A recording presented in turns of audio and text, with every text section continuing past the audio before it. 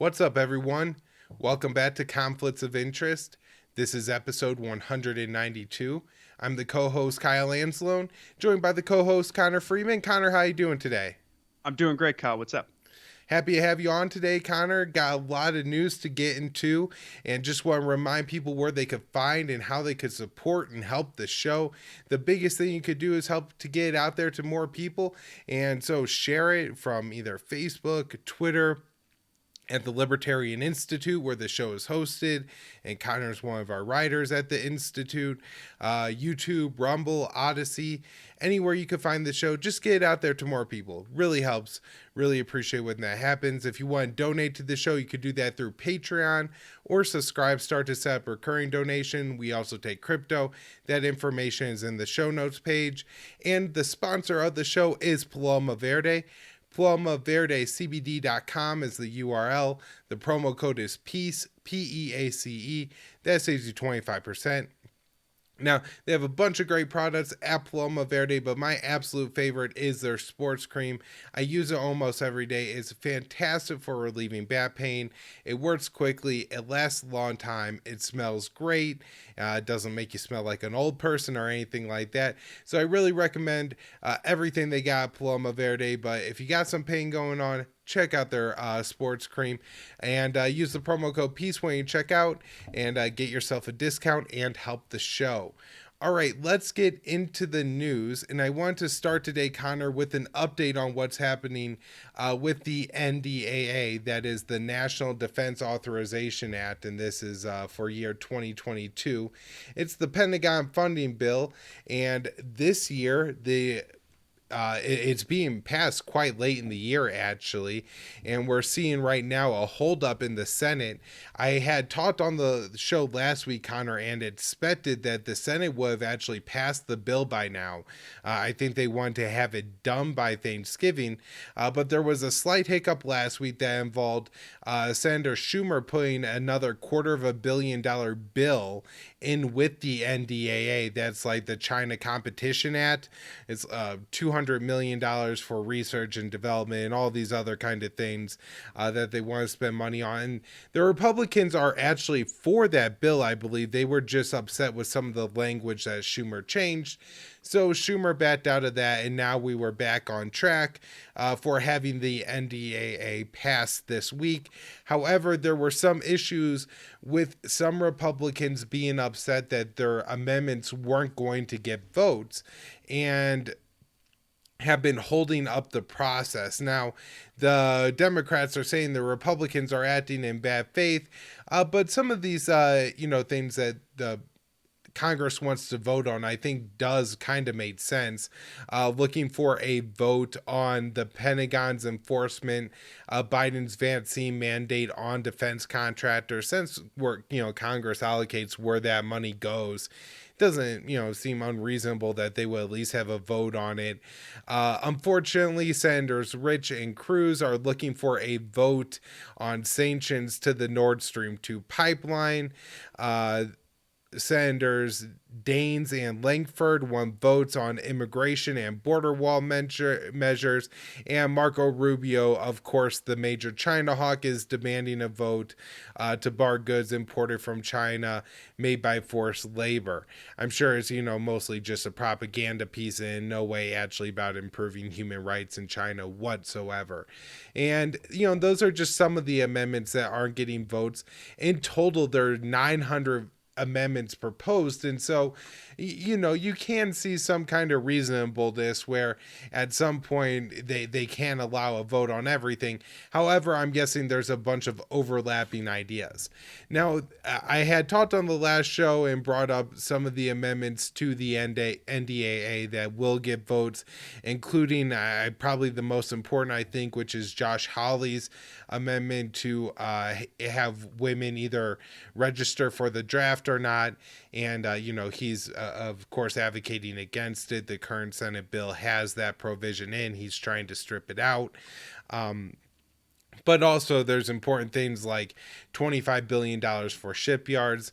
Connor, most of the time the things being voted on aren't great. There are amendments to make it more hawkish, like Cotton wants the U.S. to write a whole bunch of papers on how we need to end our reliance on rare earth minerals. But there are things in here that actually are probably really important to include in the bill. There's one that's promoted by Senators Cruz and Gillibrand that's going to allow students studying at military academies to not have to give up their parental rights to remain students. This has to be the most absurd thing that I ever heard and can't believe it's policy. I guess if you're like a student at a U.S. military academy and I'm sure when the policy was made, there weren't women there. So it was a man, getting a woman pregnant, that you wouldn't actually be able to have parental rights until you were out of the academy. I mean, it's an absurd thing to ask somebody to give up, especially now that there's so many women being admitted and everything like that. I'm sure, really encourages them just probably not to follow through with the pregnancy or something like that. But, taking that out of law seems like a really good policy. There's other terrible things. Mark Warner's worried about extremism in the ranks. More concern about Afghanistan, election security, some people looking to actually restrict what is going to local police departments from the military. Votes again on this one. Cuba, Senator Risch wants to keep Cuba on the terrorism list. So, me and Connor could talk all day about our feelings on each one of these issues and everything, but just understand that this is all going into one giant $800 billion-ish funding bill for the Pentagon for a single year. It's just absolutely absurd to legislate in this manner. Now, one more thing from the NDAA I really want to highlight is this new act that there's several veterans groups that are worried about will be dropped out of the bill, and it's actually gotten a little bit of Pentagon support. But this new resolution here, Connor, is called the Improving Justice in Military Act, and what it will do is if you commit a felony in the military, that's not going to be handled through military court. It'll be handled through a separate justice system. And so, as I talked about on the show, I believe last Friday maybe, there is a real issue in the military with sexual assault, with like half of women reporting. And after I did that show, Connor, I had multiple veterans reach out to me and say things like, I would never allow my daughter to join the military because of this reason, and just how rampant and unbelievable that the sexual harassment and assault of women, particularly, but also men in the military is. And so this would be a really important thing to have passed. Now, the DOD is kind of backing this move, but not really. What they're saying is they're willing to set up like a separate process outside of the Pentagon for specifically sexual abuse cases, which is kind of a vague term. Does that include sexual harassment or not, which would be important? However, one of the things that I think would be great about this bill, Connor, is it would move all felonies outside of the military realm. And so that, would do things like maybe war crimes could be prosecuted then in civilian courts, which I think would be important. But also, that would maybe have meant that Chelsea Manning's case, for example, would be held in a civilian court, and then maybe there are more rights for the people accused. So that that's what we're looking at for the NDAA. There are some other things going on in Congress, of course. 30 members of Congress sent Biden a bill saying that, hey, it seems like your Syrian war powers really aren't constitutional, and this is a bipartisan piece of, or not, it's not a piece of legislation, but it's a bipartisan letter signed by Reps Jabal Bowman and Nancy Mace of South Carolina. She's a Republican. She's actually the one that introduced the marijuana legalization bill, and having the GOP support this kind of legislation and ask these questions in bipartisan bills with people like Jabal bowmen are important to actually getting good things done. So that was a little bit encouraging, but I think overall bad news on the NDAA. I do imagine that they'll pass it either next week or sometime in early December. There's some talk, some concern in like the security establishment that it may not get passed until next year, but that seems really unlikely to me. Connor, anything on all that? Well, as far as the NDAA goes, we do have some amendments that have been added in the Senate. Well, certainly we have one that passed in the House version of the NDAA from Ro Khanna to end the war in Yemen, or anyway, to end all U.S. assistance or U.S. involvement in supporting Saudi Arabia in that war, which would include so-called defensive. Or, obviously, Biden claimed he was going to end all the offensive operations and support. This would be any and all assistance. Then this is, like I said, from Representative Ro Khanna. And there's similar language that's been proposed in the or introduced into the Senate NDAA that hasn't passed yet, but that is being pushed by or put forward, I should say, by Senator Bernie Sanders and Edward Markey, the Democrat from Massachusetts. And it's virtually the same language. But speaking So, of, can I just really quickly say, one of the really important things about the NDAA, and while we do spend a lot of time on the show talking about the bill as it's being passed, because there's a lot of really important measures that are going into it, after both houses pass it, the bills are always different. So it goes to conference committee, where a select group of representatives really gets to do what they want with the bill. And so if the House and the Senate bill don't include very similar language on the Yemen war powers, I would imagine it gets stripped out of the final bill and probably gets passed without that language. And so that's really disappointing. But Connor, I know there's other important things going on related to the war in Yemen with a new missile sale announced by the Biden administration. And I think this is the first real effort, it seems, to like make a big deal about maybe the war in Yemen, Saudi missile sales under Biden, and see if we could have the Democrats do what they did under Trump and reject these things and do it with their own president. So what's going on here? I think Rand Paul is leading one of the efforts. Yeah, that's right. There's action in both the House and the Senate on this. So Rand Paul, along with now Senators Mike Lee and again Bernie Sanders, have introduced a resolution of disapproval on the arms sale that we reported on 2 weeks ago here on the show. The primary contractor here is Raytheon. It's the $650 million sale that was approved by the Biden administration for air-to-air missiles, missile launchers, some logistics, and other services and equipment. So Paul, Lee, and Sanders have introduced this resolution citing war crimes in Yemen, Saudi war crimes in Yemen. Rand Paul put out a statement that said a message needs to be sent to Saudi Arabia that we don't approve of their war with Yemen. By participating in this sale, we would not only be rewarding reprehensible behavior, but also exacerbating a humanitarian crisis in Yemen. Ilhan Omar, the week before that, actually introduced a similar resolution. She said it's simply unconscionable to sell weapons to Saudi Arabia while they continue to slaughter innocent people and starve millions in Yemen. So we also have, though, as we discussed before, the State Department sort of portrays this sale as, well, we're just providing so-called defensive weaponry to Saudi Arabia, which is kind of akin to, when you have the Israelis bombing Gaza, the concentration camp. In this case, they're bombing Yemen, the poorest country in the region under blockade for, 7 years now almost. And of course, it's okay, as we've seen in this past week and weekend, this leads to the Houthis sending their drones over into Saudi's territory and attacking them and retaliating.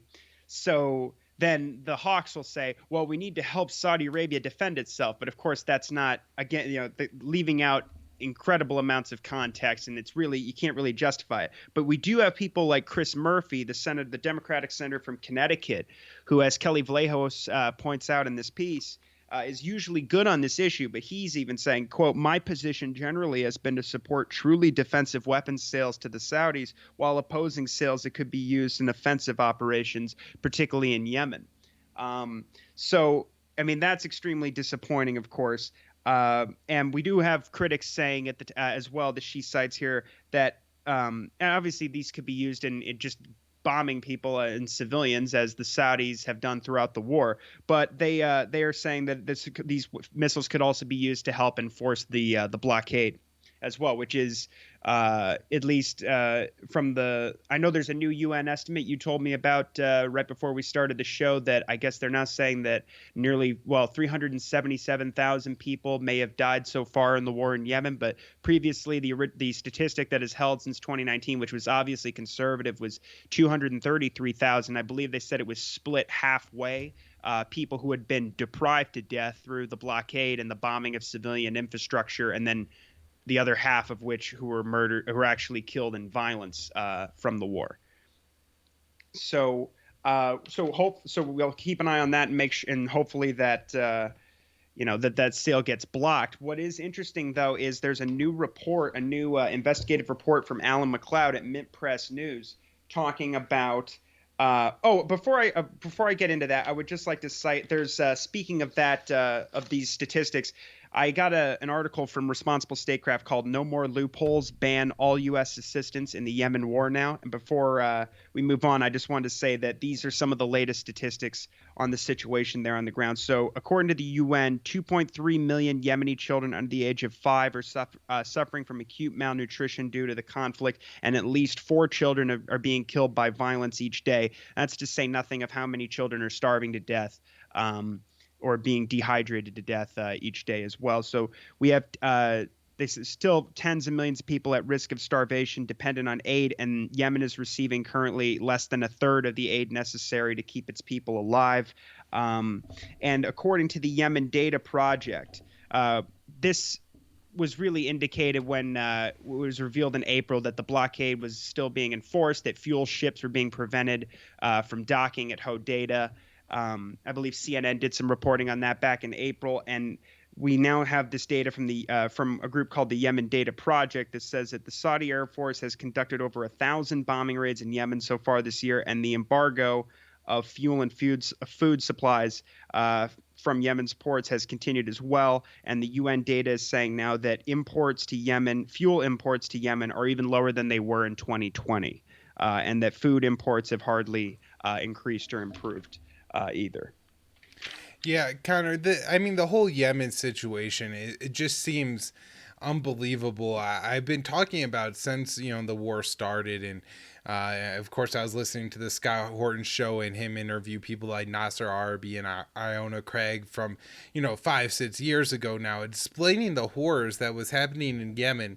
And I don't know, something just told me that they're like, it won't be as bad as they say. It won't be as bad as they say. It won't be as bad as they say. The war won't go on that as long as they claim.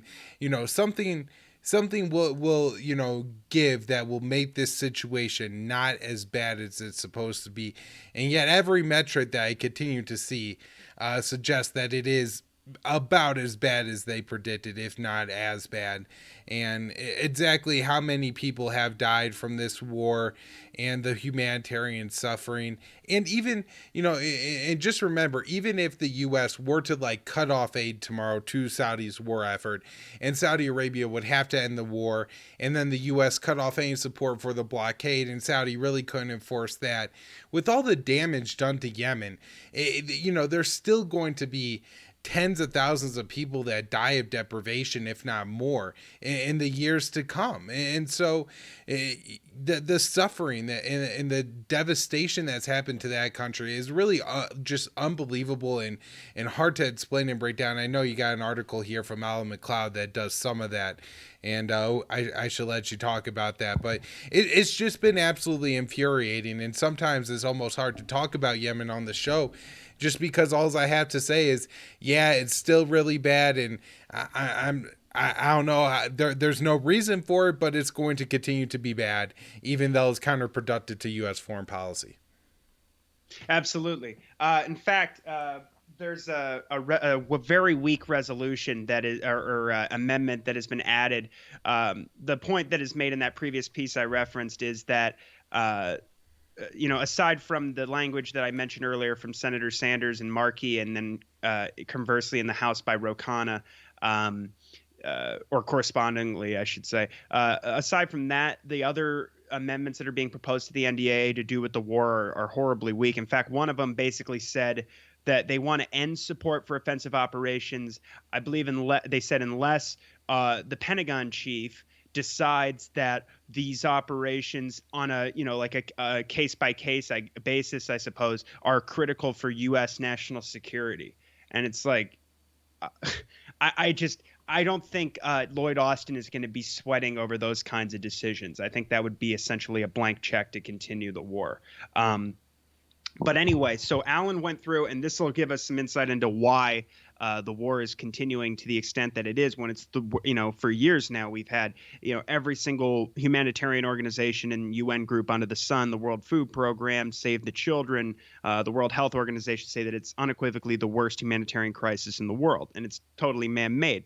But Alan went through and studied sales records from the Pentagon, and one of the things he found out, well, the main crux of this is we're going to find out which companies made the most money off of the war, how much they made, and what they were selling to Saudi Arabia, how they feel, and what some of these executives at places like Lockheed, how they feel about these sort of actions that are being taken in the Congress to try and block some of these arms sales or even end the war, and the way they talk about it. But anyway, one of the things that's come out is, so Biden made that pledge in February in his first foreign policy speech where he said, I will end all relevant arms sales and support for offensive operations. Well, just in this, his first term isn't even through. He hasn't been in office for a year yet. He's approved 20 separate weapons contracts just shy of $1.2 billion. $100 million shipment of Black Hawk helicopters, support for Apache gunships, $78 million deal for 36 cruise missiles. And he talks about how if this previously mentioned sale, the $650 million missile sale, goes through, it'll boost his spending level or his sales up to what they were early on in the Trump presidency. So he goes through and he discovers that since the war began, the Pentagon has approved in excess of $28.4 billion worth of sales from American companies to Saudi Arabia's armed forces. This is, in arms, supplies, logistical support, training services. And he says, in addition to the $28 billion figure, Saudi Arabia is also a named customer along with other nations in weapons deals worth more than $34 billion over the same period. However, the amounts the Saudis actually paid were not disclosed, though in some of these orders, Saudi Arabia is clearly the primary buyer. And he cites how, for example, there was a Pentagon-approved $3.4 billion sale from a radar deal with Raytheon, where there were only two buyers, Saudi Arabia and then Kuwait, which has a drastically smaller population and is relatively a tiny country. So he talks about how, so that means that essentially between $28 million and $63 billion worth of arms have moved from American companies to Saudi Arabia since the war began. He says from March in 2015, sales amounted to $1.56 billion. And then under Trump, they go down a bit in 2016, but under Trump, the numbers start to go up significantly to the point where we're selling nearly $5.5 billion worth of arms to Saudi in 2019 and $14.36 billion in 2020. And he talks about how Trump even used his presidential veto to unblock an $8.1 billion deal. So the biggest the company that has profited the most off of the war in America is Boeing. They've made $13.9 billion in sales since the war began. Coming in second place, you have Lockheed Martin, who have signed 62 separate contracts with Saudi Arabia in excess of $7.4 billion. Raytheon is in third place. They've cashed in to the tune of $3.3 billion.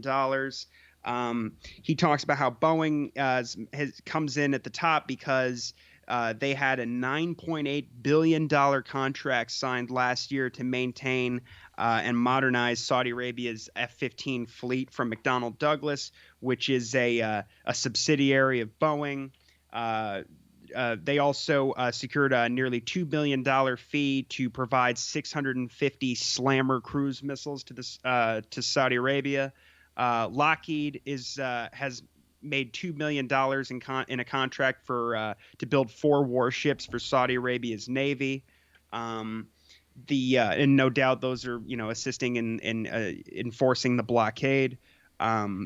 It's you've got they also Lockheed has also sold them Patriot missiles, laser and infrared technology, Black Hawk helicopters from their subsidiary Sikorsky, which the Pentagon treats as a separate entity. And then Raytheon, of course, is selling them air-to-ground missiles, guided bombs, logistical planning, and technical support. He says, reading the approved sales, what becomes clear is the depth of U.S. involvement in virtually every aspect of the Saudi military. He says, of course, there are the direct arms shipments, but also you have contracts for helmets, a wide range of equipment and intelligence services, maintenance arrangements, and even English lessons for Saudi pilots to help them better use their aircraft's features. He says, while it's mostly known as a Saudi-led attack on Yemen, this is an American war. You have U.S.-made aircraft armed with American missiles and bullets, maintained by American crews, and flown by pilots trained by American operatives, hitting targets selected with U.S. intelligence. And of course, Washington provides them unending diplomatic cover for all of this. So let's see. He says, trying to see if there was anything else. Let's see. Oh, yeah. So weapons. He says he's talking about how basically the arms industry is aware that there are, of course, they're very concerned, let's say. So Lockheed puts out an annual report where they discuss these moves in the Congress to try and put a stop to all of this. And he cites their report where they say international sales also may be adversely affected by actions taken by the U.S. government in exercise of foreign policy, congressional oversight, or the financing of particular programs, including the prevention or imposition of conditions upon the sale and delivery of our products, or congressional action to block sales of our products. For example, they say the U.S. government has imposed certain sanctions on Turkish entities and persons as described in the risk factor below. They could act in the future to prevent or restrict sales to other customers, including the Kingdom of Saudi Arabia.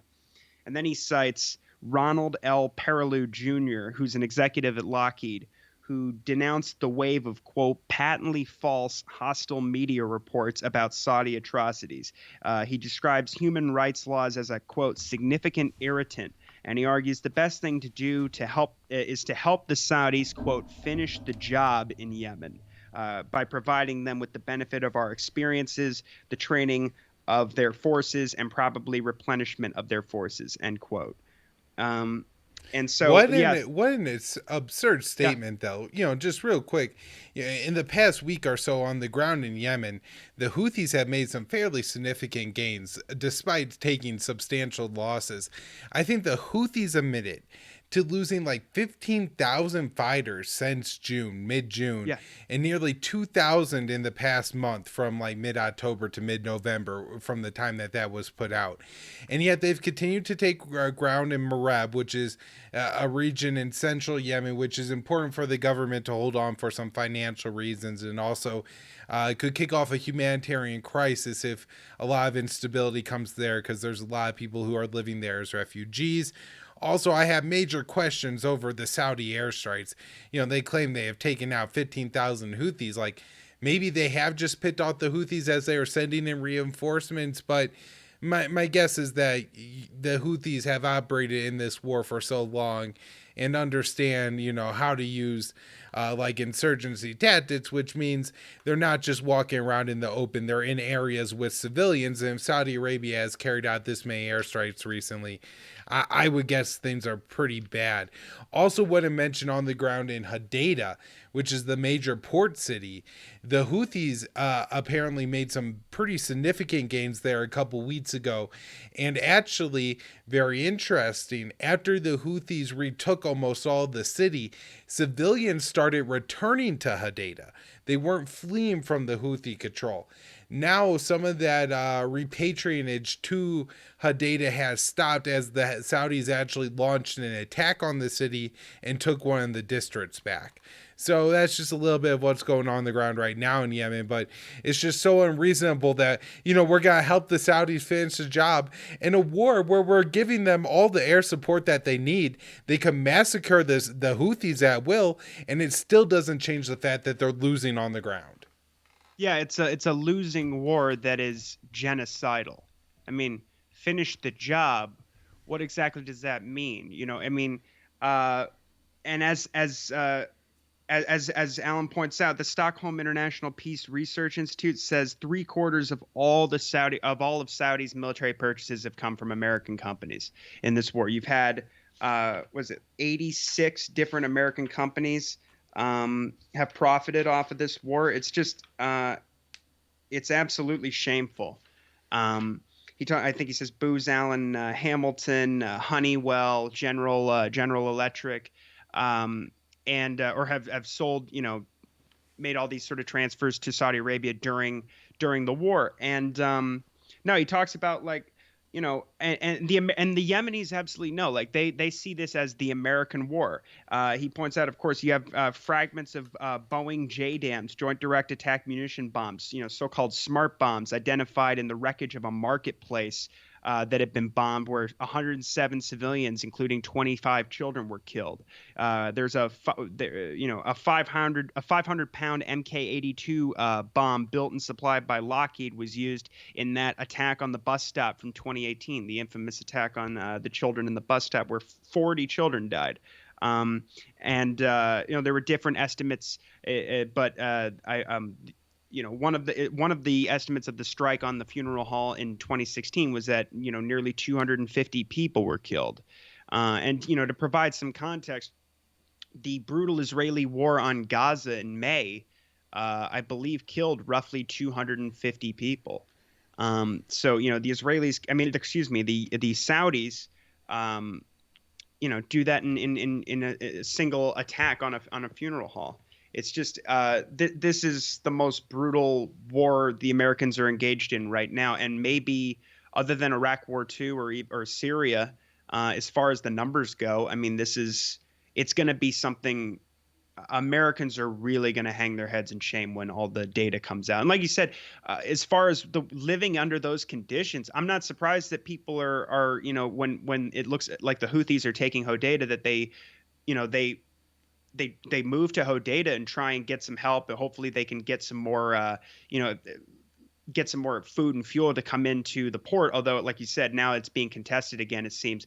But the Houthis are not good guys. But when you brutalize a country like this in this barbaric medieval siege style way, and just bomb the country on ceaselessly for 7 years, of course you're going to have this sort of rally around the flag effect. And who knows, like even if they do, and if American assistance, if we stopped providing logistic assistance and maintenance support for the warplanes, etc., you have things where even the Pentagon admits that the Saudi Air Force would be grounded and the war would effectively have to stop.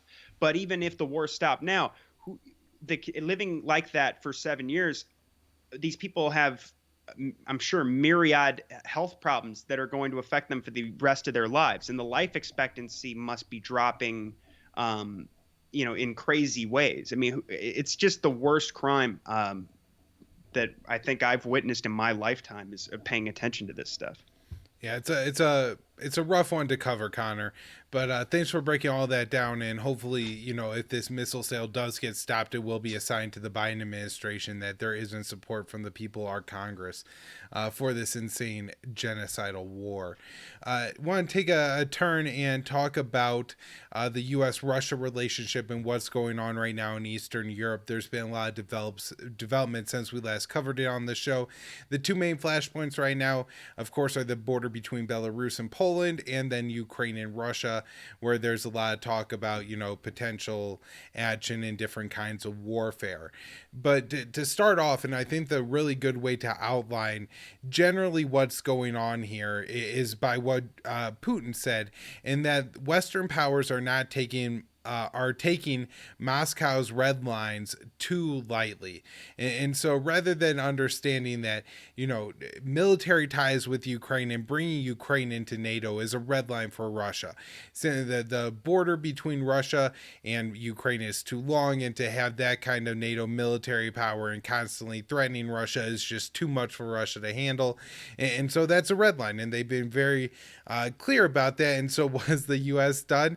It's, built up ties to an insane level with Ukraine, and more on that in a minute. But another thing that has really brought a lot of current issues between NATO and Russia is the issue in Belarus, where there's a bunch of migrants on the border looking to cross into Poland, and the UK, the US, Poland, particularly the Baltic states, but any country in NATO has been condemning this. And one of the really interesting things that nobody is talking about, Connor, is that these migrants are from Iraq, Syria, the Middle East, right? And so even if Lukashenko, the president of Belarus, is facilitating and helping them get to the border and, letting them into Poland, there's a reason they want to leave their countries in the first place that nobody is talking about. And if the Western rhetoric on the migrants in Belarus was replaced with the migrants in, Central America coming to the United States, it would be condemned as racist, like instantly, and Trumpian. And it's absolutely unbelievable how many liberal media outlets have just condemned Belarus over this. Also, how much they've kind of trumped up what's happening.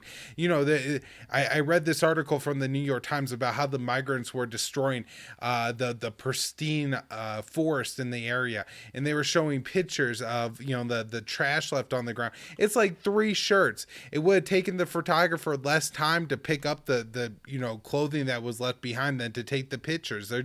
There wasn't that much there, and they're making a lot out of this and trying to play up the threat. And it's just so obvious. But things have kind of simmered down. Belarus reached out to the EU even after they had sanctions upon them. The EU put on another round of sanctions, by the way. But then Belarus reached out and they said, hey, we would like to engage in talks. That was actually rebuffed by the EU. I'm not sure why. It would seem to me that, talks in this case would actually make sense, but they said no. Then they put on sanctions. But then Poland's president says that there's no military threat at the border with Belarus. And this seems to be the first sign that, we're starting to have maybe a ramp down in tensions. And then Belarus pulled, I think, like 250 migrants off of the border and put them in like a warehouse. It honestly was a far better situation from than pictures that I've seen of U.S. migrant facilities, to be quite honest. But, that might have just been like a government propaganda pick, and then they're going to put them in squalor after they, take this one nice picture. But they also sent 400 of the migrants. And remind you, there's like 4,000 to 5,000 in total, I think is what we're talking about numbers here, back to Iraq. So this has started to relieve the tension on the border between Belarus and Poland. And it seems like, at least for now, Connor, that this isn't going to continue to be a major flashpoint for NATO and Russia. However, that doesn't mean that they're not ramping up tensions on about what's happening with Ukraine.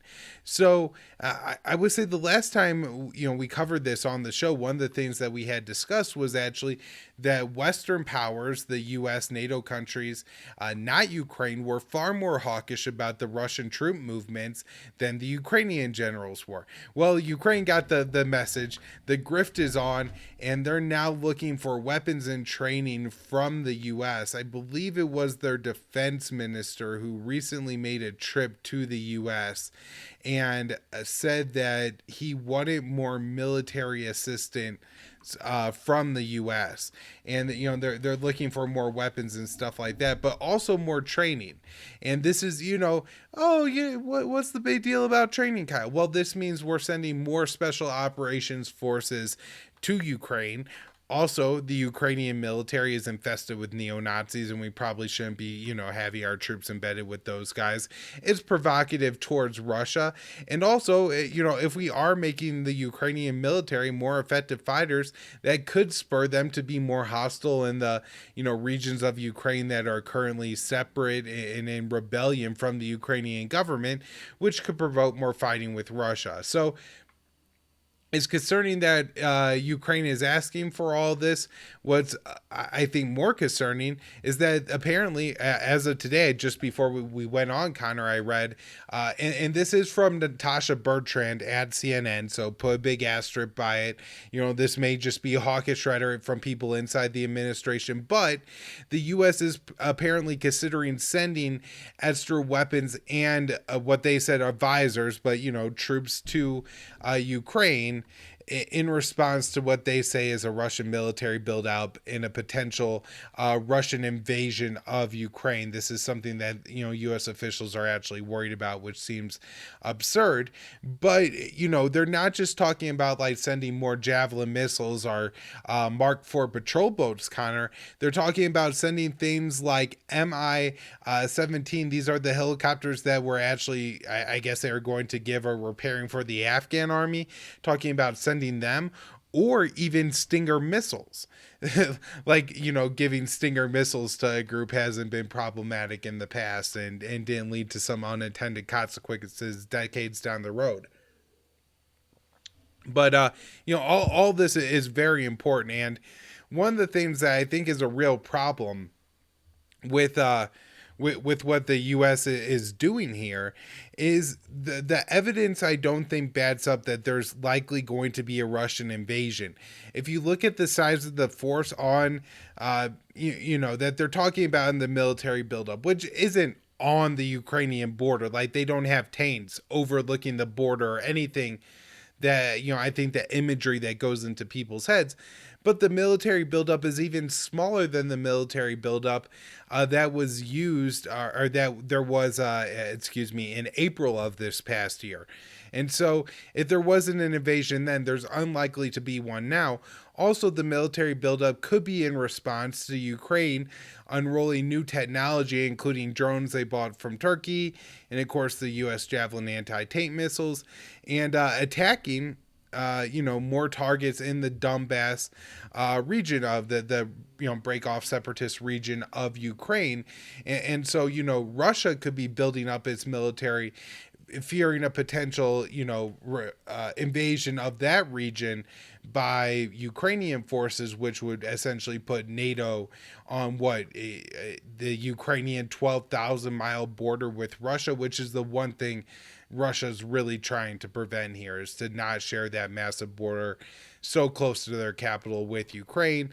I think, very rightly people have pointed out that if Russia had won the Cold War and was now building up on like the Mexican or Canadian border, Americans would be absolutely outraged and understand 100% why this would seem to be intolerable, which it absolutely is for the Russians. Now, there's also a possibility too here, Connor, that maybe Russia is looking to make some trade-offs, like, hey, we'll move some troops away from the border, but you guys got to take the warships out of the Black Sea or something like that. So, there are multiple levels of things that could be going on here. The Russians, for their part, have denied that they're going to invade Ukraine. And look, I know we shouldn't take the Russians at their word for that, but I really don't think that's the case, unless they really do think that the U.S. is going to make Ukraine a NATO ally member. Let's see. I think that's about all I had on the Ukraine issue. I think it's still at this point overblown by the U.S. media. But, one thing to say is it's not impossible that Russia wouldn't ever, I don't know about like annex a chunk of Ukraine, but if Ukraine were to join NATO, if they were to really secure the Donbass region, to see it as a more defensible position rather than allowing the Ukrainian government to take the whole territory. Now, interesting thing that happened this I think yesterday, Connor, is that the U.S. government announced further sanctions on Russia in connection with the Nord Stream pipeline. These sanctions are targeting, I think it's one Russian-linked entity and then two ships that were involved in the construction of the Nord Stream 2 pipeline. And so I guess what the U.S.'s now position is that they're going to continue to sanction people connected or involved on the Russian side, but not on the German side of the Nord Stream 2 pipeline. So they won't sanction the actual gas coming through once the pipeline is activated, but they are going to continue to punish anyone who is involved with the pipeline on the Russian side, it seems. Then the U.S. is currently upset with the Bulgarian president for saying that U.S. sanctions against Russia weren't working and acknowledging that in the status quo, the de facto situation is that the sanctions that were imposed because of Crimea and Ukraine are not yielding results, and Crimea is currently Russian. Right, that is what it is. He's just acknowledging reality, but of course, when you are the world empire, you don't have to acknowledge reality, and you could get mad at your own allies for doing so. Last thing here, Connor, and it's a little bit of good news. Possibly, and that is seems to be some diplomacy going on. Chairman of the Joint Chiefs, Mark Milley, who is not the person I would like to be heading the diplomacy with Russia, because this man is a fool and a problem, but at the same time, he did hold a call with the head of the Russian military, and so, maybe they could have some really frank and honest conversations about, like, look, you guys can't be flying your planes right along the Russian border all the time and stuff like that. And also now there's talk of a second summit between Biden and Putin, although there's no detail or dates to this yet. And it's just an early report out of foreign policy. I don't know, Connor, if you got anything to weigh in on all that. Just kind of try to catch up on the news and throw a lot out there. Yeah, no, absolutely. I know that the Americans, I guess last Friday, sent a strategic bomber up to the Russian border, about 12 and a half miles off of the Russian border. What seems to be happening is that you can't. I mean, I was just even reading a report about what those Turkish drones. I mean, Turkey was supplying those to Azerbaijan during the war in Nagorno-Karabakh last year, and 6,000 people. I thought I said 6,000 people were killed in the war, or if that was with the drones. But regardless, these are things that was used recently in a war. I mean, you can't just keep sending military equipment up into the region, arming the hell out of these. Like you said, I mean, we've had Nazis on Russia's border since 2014. Empowering Kiev essentially, and the history of all of that with vis-a-vis Russia, and you're just, I don't know. I mean, it's amazing to me. It still is amazing to me how the Democrats their politics change so drastically when it has to do with Russia, particularly since Russiagate and Trump, where they hate migrants and they support Nazis in Ukraine.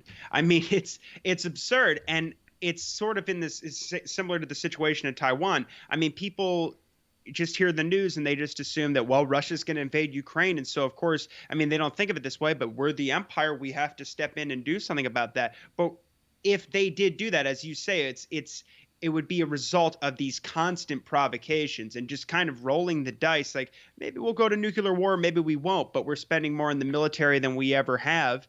And it seems to be working so far. It's just, it's really something that we have to be. The American people really have to do something about this, because this situation could easily spiral out of control, as is the case in Taiwan. I mean, China considers Taiwan to be Chinese territory, and so when we're constantly now acknowledging that, hey, we've got American troops, in Taiwan training their forces, and we're arming them more and more, and the American Congress wants to, like in the case of Ukraine, send them more and more American weapons. And aid. You're basically saying, like, you put in the case of Taiwan, you put troops in China, and now they're preparing for war with who? with the Chinese, with Beijing. And when you're arming Ukraine and doing all these exercises, the Russians know exactly what that is. There's only one country in there in on the Black Sea, except for Ukraine is essentially a NATO ally and all everything but name, as Ted Galen Carpenter has said, and Georgia. That's another very dangerous situation. But you have people like Lloyd Austin saying, "Oh, the door's still open for for you to be a part of NATO," and that kind of rhetoric has led to wars in the very recent past. So yeah, I don't know what the end game is, but this is a powder keg waiting to go off. Yep. Now, Connor, I want to move on and talk about some stories coming out of Israel that I think are really important. One thing that happens in Israel is that in the West Bank, the Israeli settlers regularly attack Palestinians who they want to leave their homes for whatever reason. If they could have their farm, then that would expand the settlement a lot. Or, they just want to drive the people off their property. So they'll do things like, break homes or, windows in homes and stuff like that. Or burn down olive trees, cut down olive trees, destroy olive groves of Palestinians and stuff like that. And these attacks have been on the rise. According to an Israeli NGO, there have been 451 of these attacks since around the start of 2020. And this is the group B'Tselem, which is a pretty recognized and, fairly, like a Human Rights Watch type group. You're not going to question too much that they're like going to be fair towards the Israelis or something like that. They're going to be pretty, honest and blunt about it. And so they found that of those 451 attacks, the security forces did not respond 66% of the time. Now, this is important. You have a situation in much of the West Bank where the Israeli forces are the primary or only security forces. So if the Palestinians are being attacked and they call the cops, they're calling the Israeli forces to come. And so, basically what they're saying is that 66% of the times when the Palestinians called the cops and said, hey, there's an Israeli settler burning down my olive grove, or they're throwing rocks at my house and my family, or they're, harassing people driving down the road, 66% of the time that they didn't do anything. Now, in the 150 cases where they did arrive, there's 83 cases where they did arrive. In 170 of those cases, when the Israeli forces did arrive, they either chose not to intervene and watched the Israeli settlers destroy the Palestinian property, or they chose to join in the attack. And you can see a lot of footage of this where essentially, I don't know, maybe it's even the Israelis who call in the Israeli security forces, but maybe the Palestinians call and they come and arrest the Palestinians or help the Israelis beat up the Palestinians. In just 13 cases, 13 of 450, did the Israeli forces come and then took action to prevent settler violence against Palestinians. That's the just big, broad numbers, the situation, what the Palestinians live under in the West Bank. Absolutely atrocious. Other parts of, what's going on here is there's like 5,000 acres of prime farmland in Palestine that could be used for farming and grazing that is essentially blocked off. And so what the Israelis did is they built their settlements and military outposts surrounding a huge amount of land, and Palestinians can't access it because they would have to travel through like Israeli only land in order to get there. And so, that's the kind of oppression and apartheid system that actually exists in the West Bank right now, that you have Palestinian land that they're unable to travel to and unable to use for critical food cultivation. The Palestinians are not like a very wealthy or like food rich people. And so to have more food would be absolutely key. And yet, this is being prevented. not to mention how many jobs and how much wealth this would create, for the Palestinians, not just in food, but also just, again, having more jobs and everything. And just huge chunks of land there cut off and completely unable to use by the Palestinians.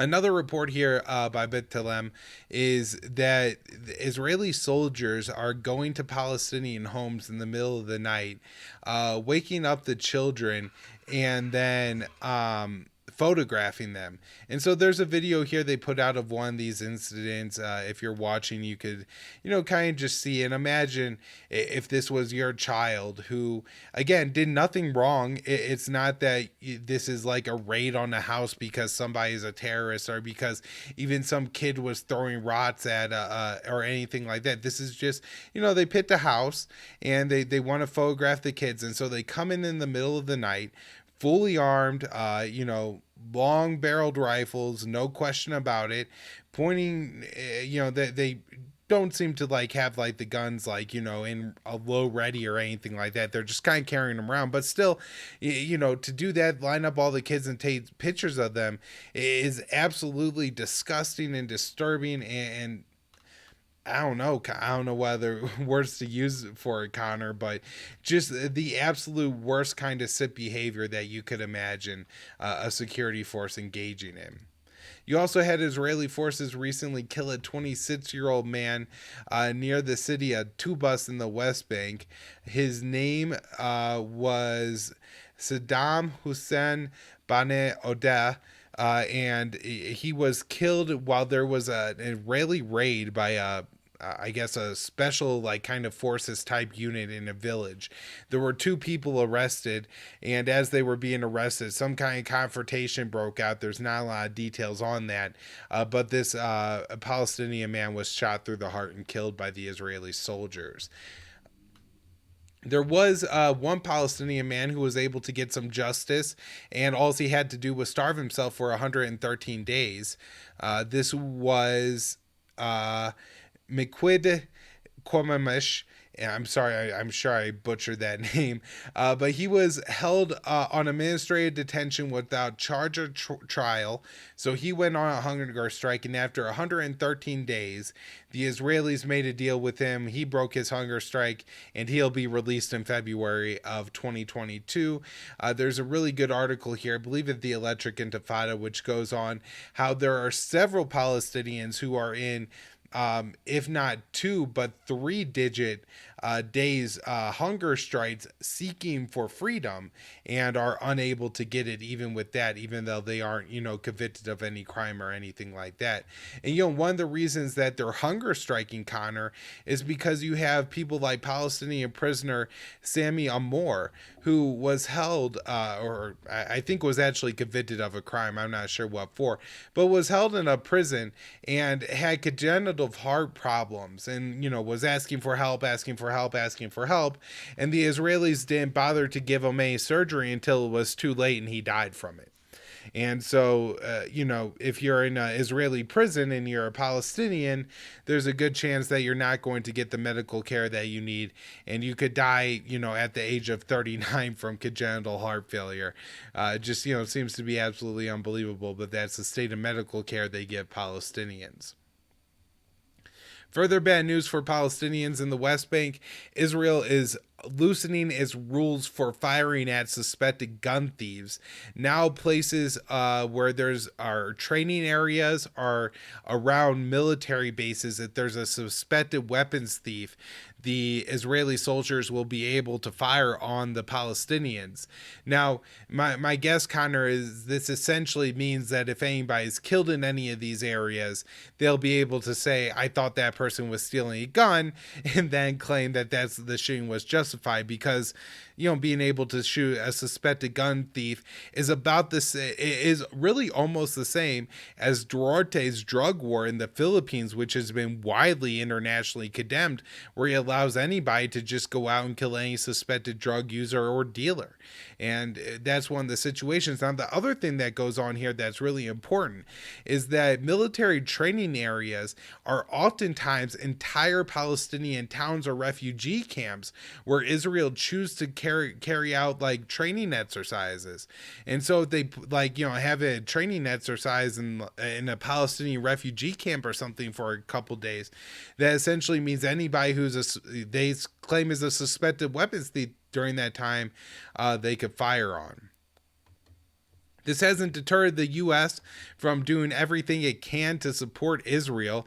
U.S. Ambassador to the UN, Linda Thomas Greenfield, recently traveled to Israel. She rejected meeting with the 6 Palestinian groups that were spied on by the Israeli government and then labeled as terrorists, but she did go tour around with the Israeli government and promised that we would help them replenish their Iron Dome system, which, as Connor pointed out early in the show, is essential to keeping up the Israeli apartheid system. The U.S. and UAE also helped broker a deal between Israel and Jordan, where Jordan is going to build a massive solar power farm and then export that energy to Israel. And in exchange, Israel is going to export desalinated water towards Jordan. And I'm not sure how much it cost the US and UAE to put this deal together, but since they negotiated, I guess they're, somehow involved.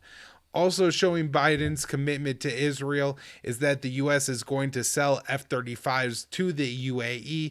The reason this is showing commitment to Israel is that the sale of F-35s to the UAE was promised under Trump in exchange for the UAE normalizing relations with Israel. The UAE is a major human rights violator in Yemen and against their own population. It's extremely disturbing that we're selling advanced weapons to that country, and again, it's only going through because we're wanting to have the UAE be bribed into normalizing relations with Israel. Want to mention real quick something going on in Israel that's pretty important, and that is the trial of former Prime Minister Benjamin Netanyahu. Him and his wife are on trial for corruption. There's a couple accusations against them. The trial has been delayed several times, but the most recent delay was because a new person has come forward, or somebody who was already interviewed, possibly had already given information, has now given new information that she says was recently remembered as important, where I believe an Australian billionaire gave several very expensive pieces of jewelry to Netanyahu's wife. And so it seems to be maybe a cascade coming at Netanyahu now, as he's, no longer the prime minister, and now there's more charges coming out against him. This could be, the final, fork in Netanyahu, and his political career could finally be over. The U.S. and Israel have started a joint task force to combat ransomware attacks, and I think Connor might mention this in the segment on Iran. But this story came out just a few days before the U.S. announced that Iran was backing ransomware attacks against the U.S., and you have to wonder if there's any connection between the U.S. starting this task force with Israel and then the U.S. suddenly having new intelligence. So Netanyahu is out in Israel, of course, and one of the things that happened during the Netanyahu administration is he was very close with Trump, and this created something of a bipartisan effect towards Israel in the U.S., and I think this also coincided with the groups like Human Rights Watch naming Israel an apartheid country. So, you have progressives that have been good all along, like Rep McCollum or Ilhan Omar, Rashid Tlaib. But also, Ayanna Pressley now in AOC have been a little bit better on Israel, although in AOC's case, not all that much. But there's more and more progressive Democrats who are better and better on the Israeli issue. And I think part of that had to do with how much Netanyahu played up his relationship with Trump. Now that Netanyahu is gone, now that Trump is gone, Israel has seemed to reset its relationship with the U.S. as a more bipartisan relationship, and the new Israeli government says it's very happy with the Biden administration. Um, he said, this article outlines that essentially what the Biden administration has done towards Israel has been to follow, the Trump policy. It supported the war in Gaza. It kept the embassy in Jerusalem. There are some small issues that have come up, like if the U.S. is going to open the Palestinian diplomatic office in the West Bank or in Jerusalem. But other than that, there's essentially been a blank check for Israel in the Biden administration, and Biden's happy with that. One interesting story, Connor, is the Israeli spyware firm, the NSO group, that's technology has been used to spy on politicians, activists, journalists, Palestinians, everybody, not everybody, but I think even Jamal Khashoggi, right? Lots of people have been spied on with this technology, and since the U.S. sanctioned it, it's now at risk of default. And Moody's, the credit rating company, actually cut the company's credit rating by 2 notches. Now, I don't know finance. I'm not sure exactly how at risk this NSO group is, but there's like $500 million of debt that's possibly at issue here. It sounds quite significant. So, never a fan of sanctions. However, targeting this particularly Israeli firm seems to have had a pretty negative impact for them, which is good because they do absolutely atrocious things around the world. Connor, I think that's most of the stuff I had on Israel that isn't related to what's going on with Iran. And so I want to turn it over to you now and let you talk about what's going on between Israel and Iran, U.S. and Iran. We have talks that are supposed to start next week between the U.S. and Iran. And so I can only imagine Israel is going to be lashing out in the next few days. And I know recently, there's this really interesting thing that happened where, of course, Israel's bombing Syria. Israel's always bombing Syria. But Israel and the U.S., apparently officials from Israel and the U.S. told the New York Times, I believe, that the cause of a recent attack on the Al Tanaf base in Syria was an Iranian response to Israeli attacks in Syria. And then, just today there was a report only from Syrian state media so far, but that a U.S. base in Syria was targeted with rockets.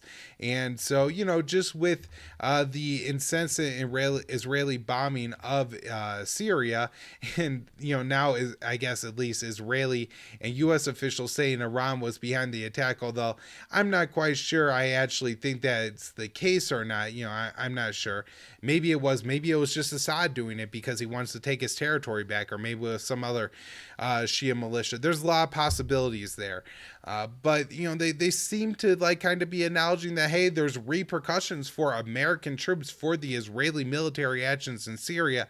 Doesn't that seem like it, might be something that Americans could care about and doesn't attract any attention or anything? So go ahead, Connor. I'll let you pick up.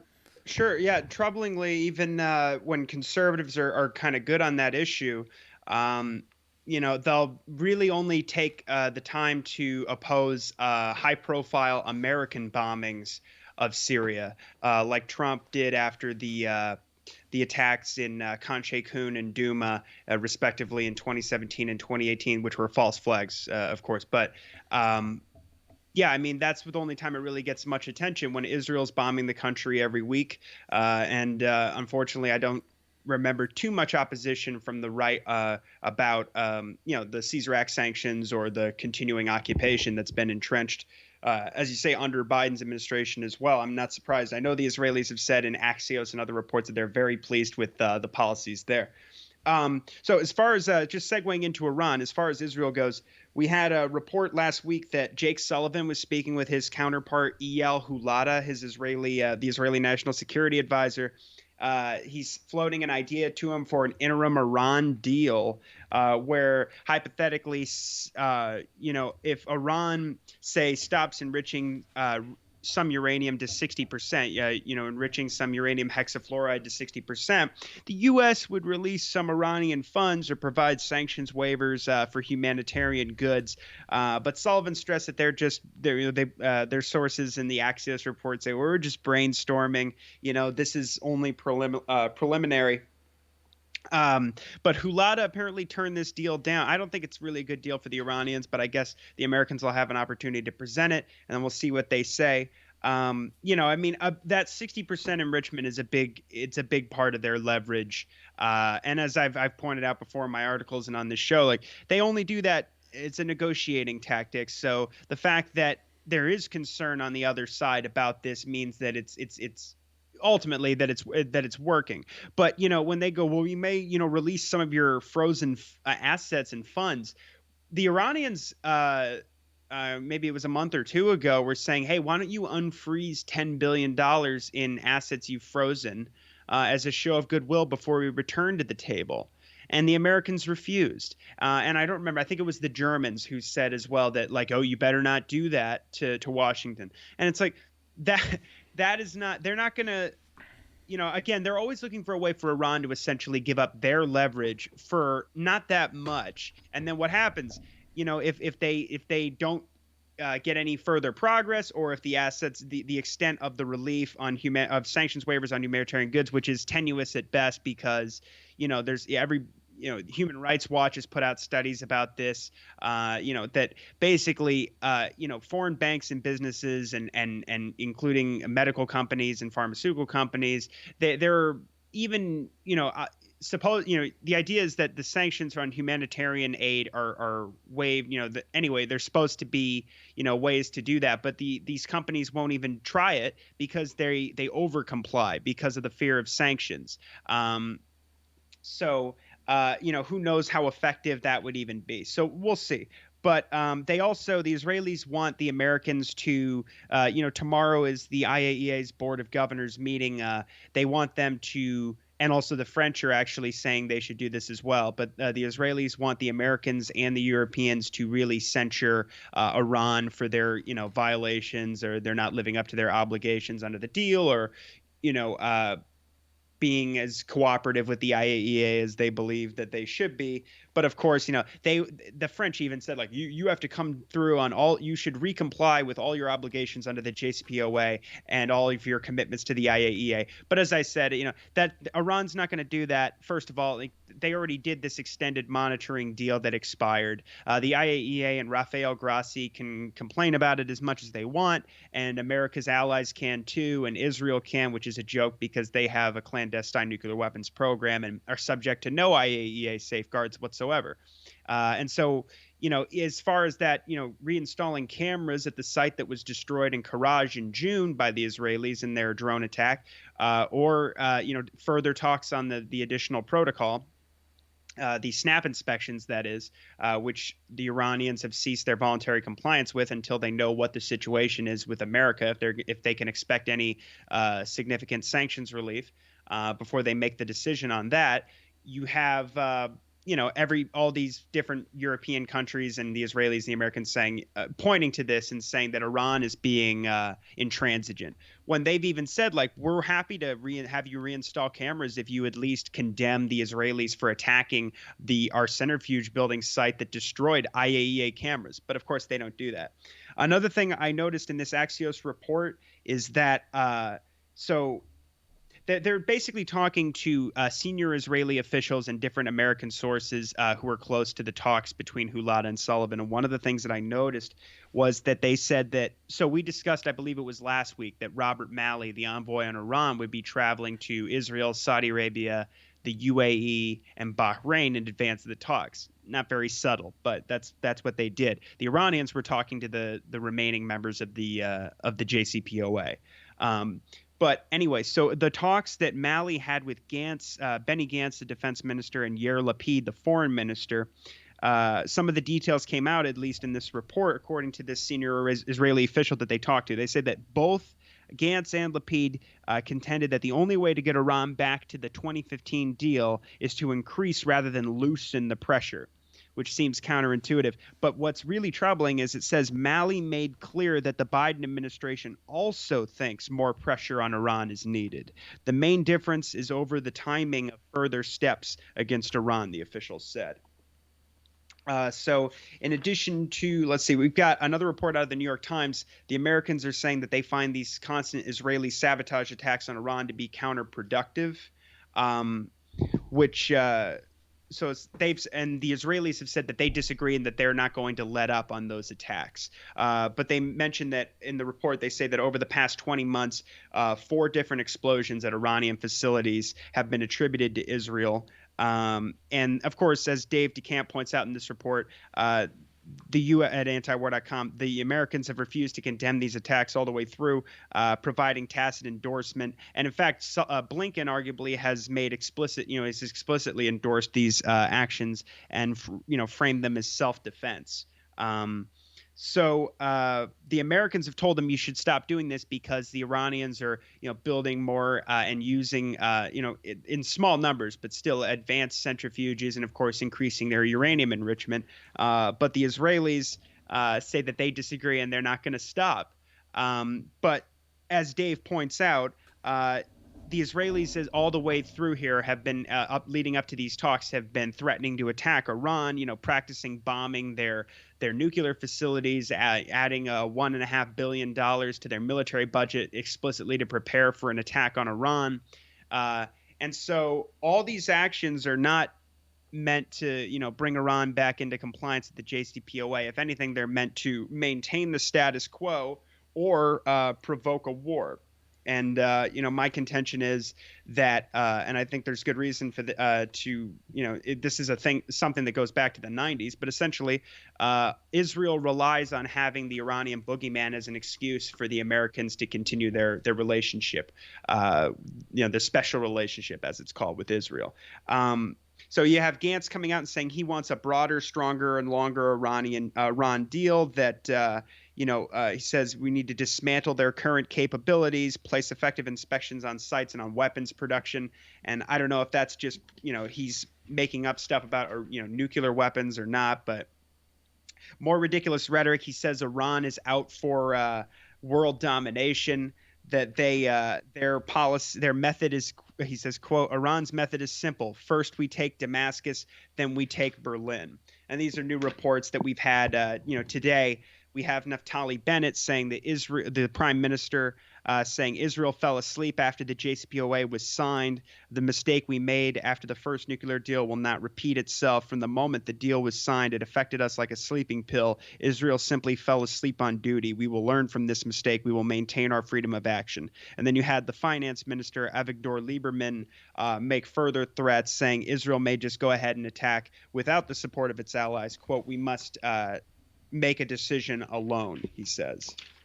Now, also in advance of these talks, we have the U.S. imposing more sanctions, new sanctions on Iran, accusing the Iranians of election interference, which we first heard about this, I'd say, in the beginning of this year. And I remember seeing, people at CNN saying that sanctions were being planned for this on Russia, China, and Iran. At the time, I don't believe Iran was sanctioned for this, but now they are. Which is horrible timing, of course, and again signals that the Americans are not serious about, lifting sanctions or returning to the deal. But they're targeting 6 Iranian nationals and an Iranian cyber company, and they even sanctioned and indicted, the 2 of the individuals who were sanctioned were indicted by the Justice Department.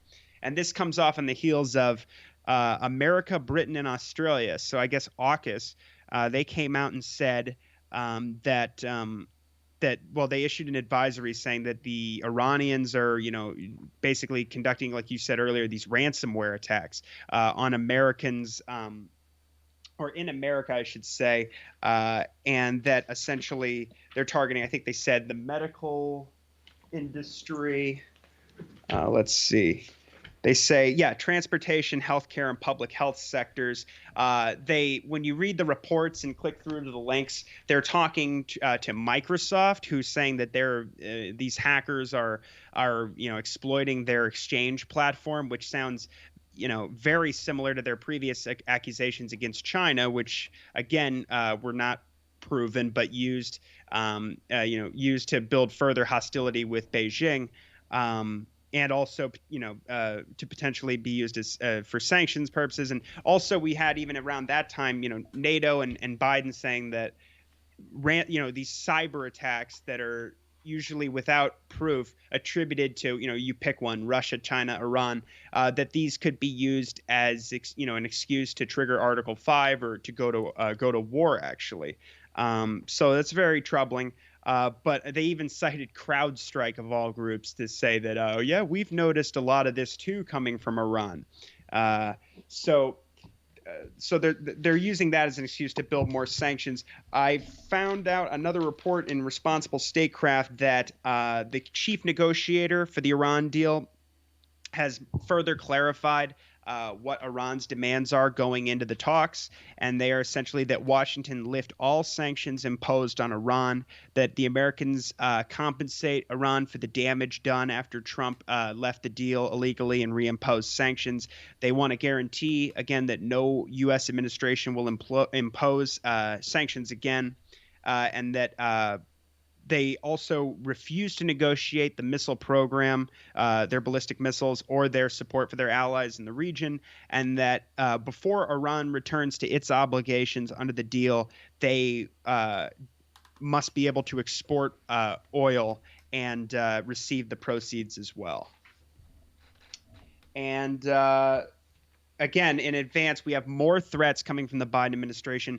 Lloyd Austin was just in Bahrain, again, of all places, threatening Iran, saying that he doesn't, he cautions that talks with Iran may not lead to a positive solution. And he says, quote, "We remain committed to a diplomatic outcome of the nuclear issue. But if Iran isn't willing to engage seriously, we will look at all the options necessary to keep the U.S. secure." It's more of the same rhetoric we keep hearing from Robert Malley, Antony Blinken, Joe Biden, not even thinly veiled threats to go to war with Iran.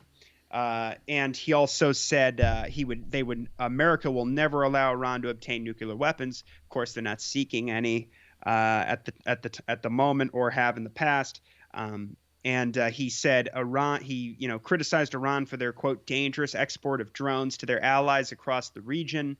As Jason Ditz at antiwar.com pointed out, and as we were just discussing about that sale to the UAE, which includes Reaper drones, in addition to the F-35s, they ignore the fact that the U.S. is exporting obviously much more.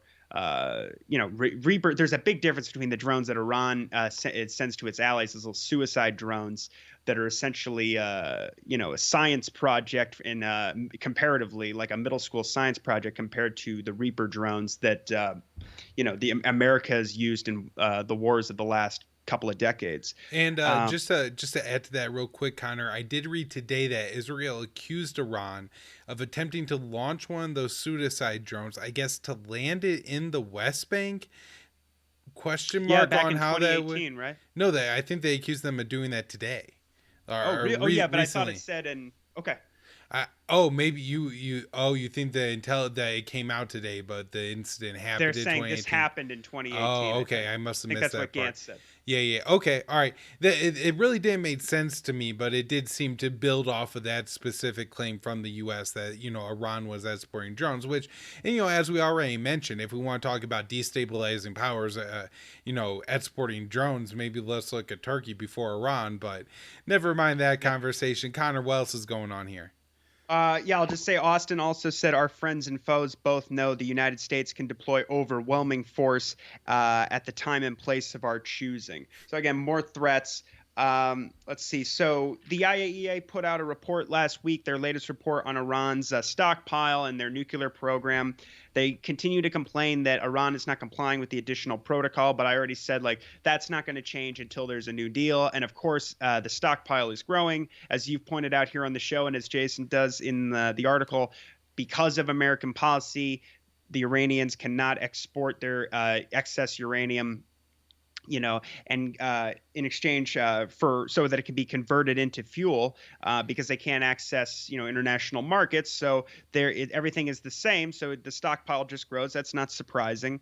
And I've seen it reported differently in a couple of things, but yeah, basically they say it's about the stock the enriched uranium of 60% uranium has grown to, I believe, 25 kilograms, which again seems to be about in keeping in pace with the rate we've seen the stockpile growing since they began to do this in May. Again, it's very small amounts, and just really to make a point that they want to disincentivize further Israeli attacks and induce some substantive diplomacy on the part of the Americans, and not continue the status quo where they're basically led around and sanctioned and attacked constantly. So let's see. Anything else? So yeah, I talked about the French. Rafael Grossi was in Iran today. He met with Iranian officials, and he said the agency, he's the chief of the IAEA, he says the agency is seeking to continue and deepen the dialogue with the government of Iran. We agreed to continue our joint work on transparency, and this will continue. The Iranian foreign minister, Hussein Amir Abdollahian, urged the IAEA to, quote, continue to cooperate with Iran in the context of its technical duties and avoid taking political positions, which I thought was very fair. And I just want to mention, Connor, that his visit in Tehran came like within a week of him complaining, the IAEA complaining that there hadn't been a high-level meeting between Iran and the head of the IAEA since the new administration took over. So, this is showing Iran being willing to comply, and very quickly, particularly, with this being like a COVID situation and everything, getting the IAEA into Iran and meeting their demands. Yeah, and he was saying all that stuff last week, and I believe we covered it because it was ridiculous, because he had met at least with the new Iranian nuclear chief in September. And like you said, the Iranians very quickly said, yeah, well, he's invited. We were waiting for his response, and this got done very quickly. And evidently, I'm sure the talks were relatively conciliatory because, the foreign minister made his point, but it wasn't like Grossi came back and said, oh, they're, being they're stonewalling me, or however it's portrayed in the American press, Yeah. and by the Europeans. And the last thing I'll say is, because there's this is kind of ambiguous, but we have the naval commander of the IRGC saying that 9 Iranian soldiers have been killed in recent battles with American forces. He says that Iran was forced to prove that they will defend their sovereignty in the maritime areas. This comes off of this disputed incident in early November over a tanker, I believe in the Sea of Oman, where Iran claims that they thwarted a U.S. attempt to seize another oil tanker, which they've done many times in the past, particularly when they're sending oil to Venezuela in exchange for gold. The Americans have often seized these tankers and then, profited. They've sold the oil themselves. But the Iranians claim that they stopped them from doing this, which, it sounds like they engaged the two different militaries here. The Americans said that the truth, they said they denied it. They said that the Iranians are trying to seize a Vietnamese tanker, but that hasn't been confirmed to my knowledge, and does not sound likely, actually, because, like I said, historically and even in recent history, what has been happening is America is seizing their tankers, or the Israelis are just outright attacking the tankers. But yes, so this Alireza Tangsiri, who is, like I said, the naval IRGC commander, said that there's been a number of battles recently, direct battles, and that 9 of their forces have been martyred. He said, he added that the IRGC has made the United States realize the sovereignty, quote, the sovereignty of the Islamic Republic in the maritime arena. He did not mention the time of the clashes or how the soldiers were killed in, quote, direct battle with U.S. forces. And he said, for some considerations, some of the IRGC's confrontations with the U.S. forces have not been publicized in the media.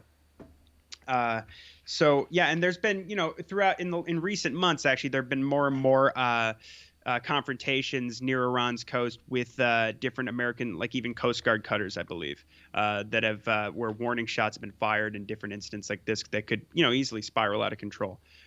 So yeah, I mean, I don't know. I would like to find out more about that, but it sounds like both the Iranians and the Americans are being careful to not, either the Americans are just denying it, or the Iranians are certainly being careful to withhold critical details. So, but it's still notable that it was even said.